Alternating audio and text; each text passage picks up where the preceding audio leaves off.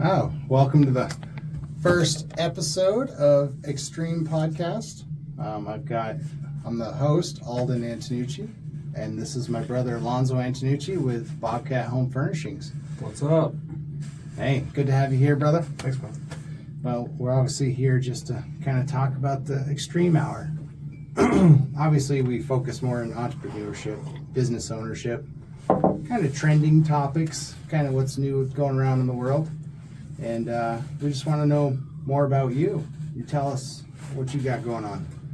Well, Bobcat Home Furnishings has been going, as far as a company, last 4 years, almost 4 years. We started in 2020 in rebranding Bobcat mattress that you and I started forever ago. Long time ago. Almost 17 years ago, 2008. Wow. In the back of a trailer, back of a truck, to trailers, to storage units, to warehouses, to showrooms, to everything. We've been all over the world, man. Right. It's been pretty wild. It's been crazy. I guess tell us more about your personal side.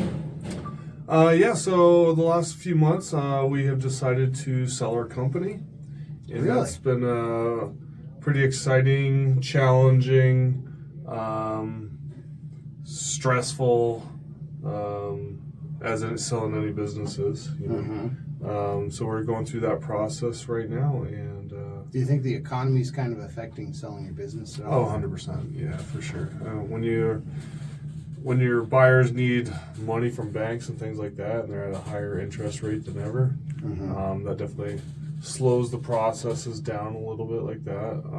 The economy being as challenging as it is, creates a little bit more uncertainty for anyone trying to buy anything, really. Yeah. And then on top of it, like right now, you're in January. Most industries in Montana aren't crushing it unless you're a ski resort, you know. Yeah. And things like that. So there's a lot of uncertainty. You're in an election year, so there's a lot of extra challenge, for sure. Nice. Yeah. Well, it sounds like that interest rate really has put a damper on things. Yeah, I would say in my industry, I mean, there's a lot of different numbers out there. Business still be good, absolutely. But since May of 2022, when the home interest rates skyrocketed there, over 5, 6, now 7%, just slightly under 7 from what I heard yesterday, I believe. I don't know what today is. That puts more stress in people's pocket, for sure. It creates people not moving on the volume of home purchases like usual. Yeah. So a lot of challenge there once interest rate definitely affects people's wallets and psyche and everything. Right. Yeah. Well, I guess enough about business. Tell me more about yourself. What are your hobbies? What do you like to do? Do you speak different languages? What's going on there? Yeah, speak French. I'd like to think I can still do it fairly well. Yeah. Bonjour, ça va? Oui, bonjour. Good French. That's good French. So I speak some French. I can understand some other languages a little bit, but I can't really respond very well back. Fala português? Si. Oh, sim. Oh, que bom. Yeah, we can understand a little bit of the Portuguese, but in speaking it back, not so good. Yeah. As far as hobbies go, one of my biggest passions is coaching youth sports. Where do you do that? I do a lot with the YMCA Blitz program for soccer, and let's see, some other like travel sports and things like that. Definitely enjoy that. I've been pursuing coaching really since 2005. Yeah. I've done a lot of different levels of it. Right now, focus more on my kids' age levels and trying to make sure that they have good quality coaching as well as the other kids in the programs, things like that. So that's where I like to get my stress release anymore. I know that sounds crazy to have more kids in a day, to have that many more people to talk to in a day is a stress release. It really is. It allows me to kind of disconnect a little bit from the day-to-day. So how do you juggle that business and home life? You don't. How does that look? It's a challenge. It's just really a lot of prioritizing, sacrifice, a lot of communication to make sure your kids are good, your wife is good, the business can keep moving. Mm-hmm. It's a hobby of mine. Everyone's got their hobbies. It's a hobby and a passion of mine for sure. Yeah, that's great. And obviously you learned French back when you were younger. What were you doing there? I was on a mission for my church for 2 years. Oh, great. What church is that? Church of Jesus Christ of Latter-day Saints. So I got the opportunity of spending 2 years with some of the most amazing people on the planet. So I lived in Paris, I lived on the Atlantic coast, I lived inland. Wow. It's one of the most beautiful countries in the world. Mm-hmm. Definitely a special time in my life that I reflect on every day, for sure. That's awesome. Yeah. And so on your mission, did you learn a lot there? Yeah, every minute, every day. It was constant learning, constant growing. You're essentially immersed into a culture that you've never experienced before, in a language that you've never had before. Different ways in which that population does what they do compared to what Americans do, to whatever. We worked from 6:30 in the morning till 9:30 at night. We were striving hard to help the people change their lives or do good unto others. So much service, so many just amazing opportunities to give back. Yeah, that's awesome. Yeah, it's cool. And so on the mission and being in France, did you learn anything really, like, I've heard of like Knights Templar, Masonry? You want to go there? We want to go there. You hear about the Da Vinci Code and the bloodline of Jesus Christ. I mean, in being in France, did you hear anything of that? I found it really interesting while I was there. While I was out proselyting and being in contact with people, I would meet Masons. Oh, yeah? Like Freemasonry? Yeah, Freemasons. And I was like, oh. Because I had known about Masonry and other things like that, but it kind of took me back that I always thought it was kind of secretive. Oh. But they kind of even put it out there in front of people, what they were. Everything in plain sight. So it was more in plain sight when I had grown up always thinking, and what I had believed and had heard was a little bit more closed doors type stuff. So occasionally someone would come up in conversation religiously. They would say that they were a Mason. I'm like, whoa, we're telling people this, huh? Wow. So that was really interesting. Since being home and studying and watching a lot, hearing a lot, listening a lot to things in the world of Masonic stuff, going back to like Knights Templars and stuff, there's a huge history there in France. Kind of like the founding fathers of the United States you hear about being all Freemasons and built on Mason principles. Yes. Put your hand on the Bible kind of stuff. And, the interesting part about that is the Bible itself, right? Because, if you go back down to it, Sir King James Version of the Bible is probably what you taught on the mission, right? And so if you break that down, that was in the 1500s, early 1500s. And so he was a Knights Templar, right? And then you got Jesus Christ, who, you hear about with Masons, they almost flip stuff backwards. Shakespeare, he would put stuff in mirrors and flip it around. You hear like Jesus Christ, Jesus was the Son of Man. And if you flip Son of Man backwards, you get Mason, as if Jesus was a Mason. It's kind of ironic that he died when he was, how old was he when he died? 33. 33. And how many vertebrae do you have in your back? Yeah. Which is 33. So, I mean, at the same time, it seems like there's a lot of symbology, almost like a cult knowledge that's in there. What do you think? Oh, I don't question that at all. I think there's definitely something there.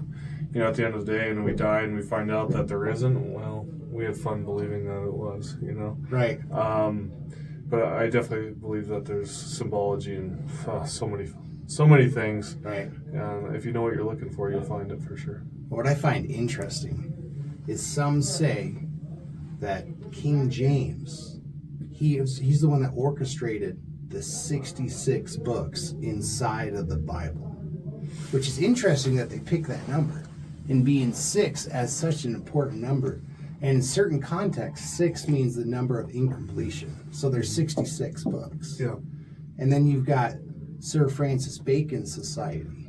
That was the one that actually did the compilation of the Bible that we have today. Mm-hmm. And they say that Shakespeare was the head of this Francis Bacon, or could have been Francis Bacon himself. Francis Bacon himself. Yeah. And it was Shakespeare that said, hey, we're all in the theater of life, and we're all actors in the same play. So you start thinking about that, it really changes things, doesn't it? Yeah, absolutely. Yeah, I'm not sure on the 66. Well, we can go into the number 66, but back, if you go back, I think it was like 321 or 421 or something like that. Yeah, the Nicene Creed. You know, they put together the compilation, as far as I understood, of the Bible and which books would end up in it. Mm-hmm. And then you jump forward to like King James 1,000 years later. I'm not sure exactly how that all worked out. All I know is it wasn't really put in order. Right. Where everyone thinks everything was written exactly in order of things, and that's how it was compiled, and it 100% was not. Right. You know, you can go to the obvious book, which is Genesis, right? Being first, okay? Right. Revelations is the last one. So we obviously know it's not in order, because that was written and compiled back in, I don't know, 80, yeah, you know, AD, you know, after Christ died. Yeah. So it can't be in order. So a lot of people get hung up on order of the books in the Bible. Mm-hmm. That's exactly how it was timed out. Yeah. And no, simple logic will tell you that it's not. So right. I'm not sure if all the books ended up at the Nicene Creed, or if King James did something to compile a little differently in its order later. I'm not too sure on that personally, but yeah. Well, kind of what it's been explained, at least what scholars have found, is that the Sinai Bible, like Mount Sinai, so they call it the Sinai Bible, basically stemming from Moses. Right. Because the first 5 books in the Bible are credited back to Moses. So they kind of say the first Bible, as being the Sinai Bible, has 14 extra books. So going back to that, the Creed, back in 321, roughly, that they actually compiled around 80 books or so. And so those other 14 are considered like the Apocryphas, right? Which kind of, there's a doctrinal trend. And then what they did, they said, well, these doctrinal trends, let's put in the 66 books. And these other 14, like the Book of Enoch, talks about giants. It talks about Nibiru, planet Tiamat, which some scholars say the Milky Way is actually Tiamat, in between like Venus and Mars, that they exploded. And it was a planet like the Garden of Eden, where now we got a Garden of Eden story, as if we're kind of descendants from Tiamat, which brings in the Anunnaki, Nibiru, 35-foot giants, 10-foot giants. Then Genesis chapter 6, verse 4, it's very compelling, where it says, like, the giants of old, the Anunnaki, or it says, like, the fallen angels, came down here from heaven to earth and found the daughters of men to be attractive. And we all kind of know what that means, in the sense of they took them unto wife, or did what they willed with them.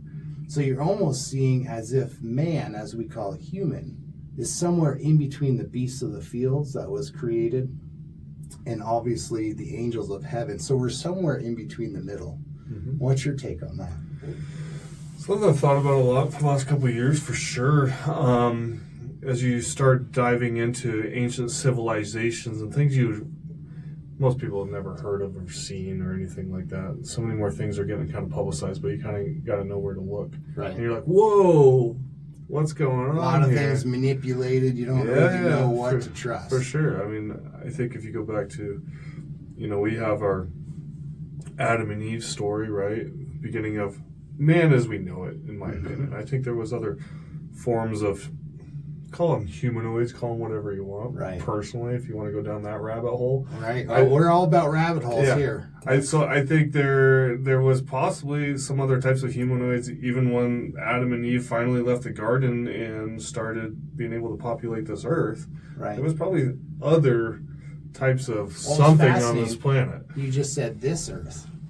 Yes. And if we're talking about the other 14 apocryphal books that weren't in the Bible, that we know that they purposely removed because it makes people kind of think outside the norm, that they want to keep everyone at a certain level. Just like in Masonry, there's 33 degrees. And each level is an allusion to the next.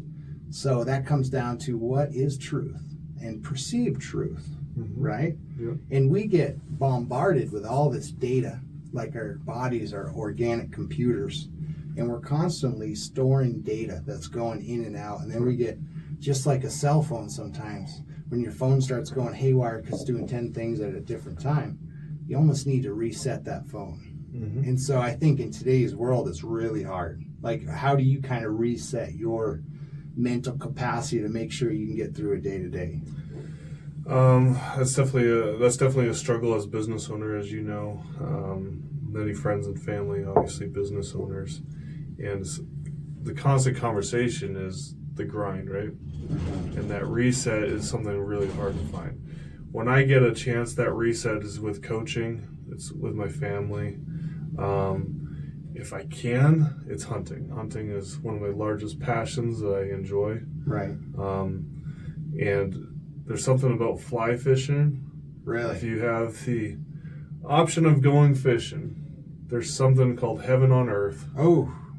And fly fishing without cell phone service is one of the most beautiful arts ever. Right. I never will claim to be the best fly fisherman ever.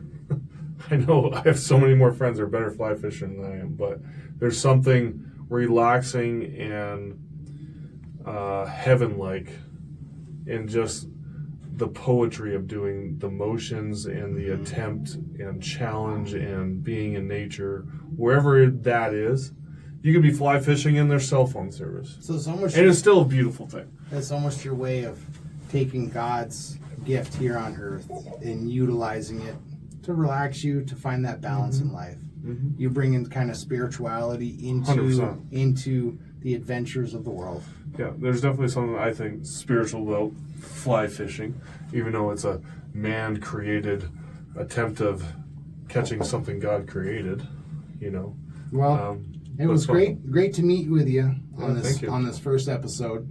Obviously, there's a lot more we could learn from you, especially being over in Europe, talking about Masonry, talking about foundation of the Bible, and certain concepts, and utilizing it to your everyday life to find that balance in life. Yeah, let's talk about Rome sometime. We'll talk about Rome sometime. So maybe that's on episode 2. We'll talk about Rome. Paris and Rome, let's do it. All right. We'll talk to you later. Thanks for coming. Thanks, Mike.